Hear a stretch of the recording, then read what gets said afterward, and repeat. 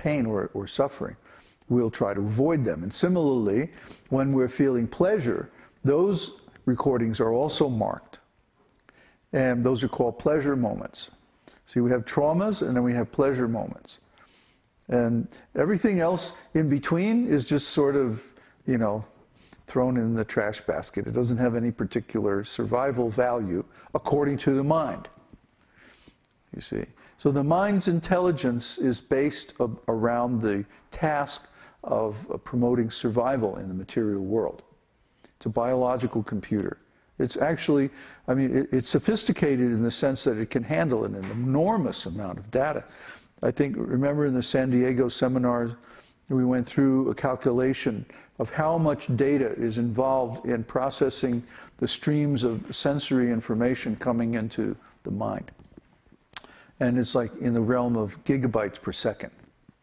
So there's an awful lot of information there. And if you know how to do regression therapy or different, you can actually access any one of these recordings from any time in a person's life, even back to the moment of conception. So the mechanism of the mind, although it's connected with the brain, it's not the brain, it's something subtle. There's some kind of subtle energy field that retains all these impressions, that is much higher information density than even the human brain. And the human brain is some kind of holographic computer itself. I mean, it's a very impressive machine itself. But even before the brain is formed, you can still find recordings in the mind of traumatic incidents, for example, in the implantation stage of the blastosome in the wall of the uterus, which is way before brain formation takes place. Therefore, the recording mechanism has to be something subtle. It can't be anything material, because the material structure is not there yet. And the proof that this is not just an imaginary experience, is that when people go back through regression and they relive these experiences, their cases make enormous improvement. They feel great relief, and then you see that their personalities improve and their memory, and often the somatics that they're experiencing will go away and stuff like this. So there's something really, you know, there's something to this. It's not just woo-woo science fiction, new age stuff. It's really something that we can use to help people. Not that we want to get into a whole, you know, cultivation of psychology, but you know, if somebody's really messed up, we can send them for therapy and know that it's really going to help them. Anyway, the mind is there in the material world to help us with material survival. But in the spiritual world, there's no question of survival. Survival is eternal, automatically. So we don't need the mind in the sense of some kind of survival mechanism. Instead, in the spiritual world, the mind is actually quite vestigial. It's, you know, it's not very developed. Mind in the spiritual world is not very important, because everything in the spiritual world is done directly by consciousness. And also time is so much different in the spiritual world. In the spiritual world, we're not pushed relentlessly through time like we are in the material world. Even though there is time in the sense that events happen in a sequence, one after the other, we're not forced to go through that sequence of time in a linear manner. If we want, we can stop, we can go backwards, we can go in circles. I mean, time is multidimensional, and it's also fractal. And in the spiritual world, we have full access to those dimensions. So it's really kind of hard to explain if you haven't been there in a while. So mind in the spiritual world is very different. There's not so much need for it there, because there's no danger, there's no suffering. Anyway, I got way off the topic. Are there any other questions? There is one General question from Dravidaraj Das. Was your old Yahoo group Raganuga-Bhakti? Yes. Question from Ronald. Hare Krishna, please accept my humble obeisances. All glories to Srila Prabhupada. When relishing Krishna's pastimes, is there a set of specific qualities we should remember? He has so many nice qualities. Does the scripture state any specific pastimes? Yeah, all of them.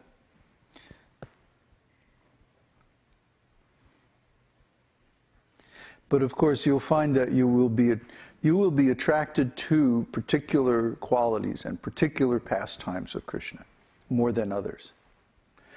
Where, I mean, to a Vaishnava, all of Krishna's pastimes are important. All of his qualities are relishable. We don't neglect any of Krishna's forms or his pastimes or qualities.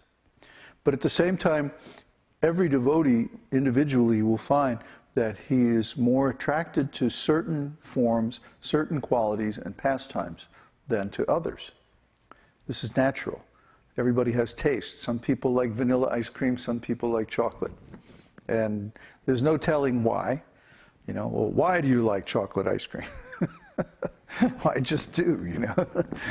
Actually, I like vanilla. But anyway, we don't really have to have a reason. That's just our preference. We have free will. And Krishna grants us that free will, and he recognizes that free will. And he actually responds to our free will in that he will react or respond to our devotional service in a particular mood, appropriately, according to that mood. So if we prefer to worship Krishna in the mood of servitorship, or friendship, or parenthood, or conjugal love, Krishna will respond in that mood, according to our taste. So, again, you know, the answer seems a little more complicated because we have to go back to the nature of consciousness.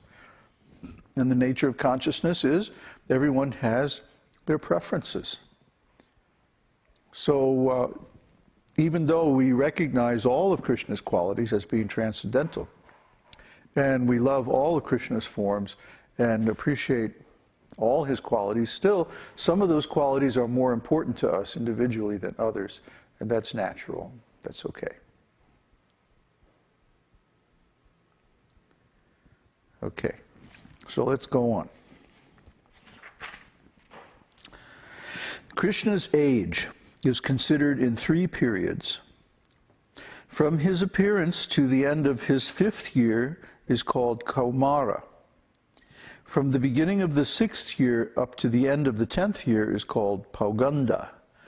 And from the 11th to the end of the 15th year is called Kaishora. After the beginning of the 16th year, Krishna is called Yovana, or a youth, and this continues with no change. In our University of Higher Knowledge courses, we study Krishna book before we study Śrīmad-Bhāgavatam directly, because Krishna book gives very nice digest of Krishna's pastimes without getting into too much detail or too much technical issues.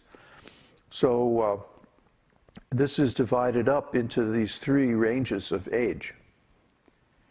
And we, in the first 3 courses, in the first course, the Bhakta course, we study the Kaumara, the Kaumara pastimes of Krishna, the Pauganda and the Kaishora pastimes of Krishna are all part of the Braja Lila, because they take place in Braja or Vrindavan. Then the Kaishora, after the Kaishora, then the Yovana stage of Krishna's age begins, and that's at the time that he goes to Mathura.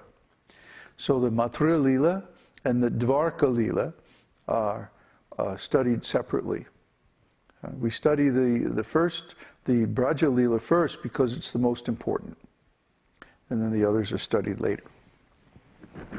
Anyway, as far as Krishna's transcendental pastimes are concerned, they are mostly executed during the Kaumara, Pauganda, and Kaishora periods. His affectionate pastimes with his parents are executed during his Kumara age. His friendship with the cowherd boys is exhibited during the Pauganda period. And his friendship with the gopis is exhibited during the age of Kaishora. Krishna's pastimes at Vrindavan are finished by the end of his 15th year, and then he is transferred to Mathura and Dwarka, where all the other pastimes are performed, and like I said, that's in the Yovana age.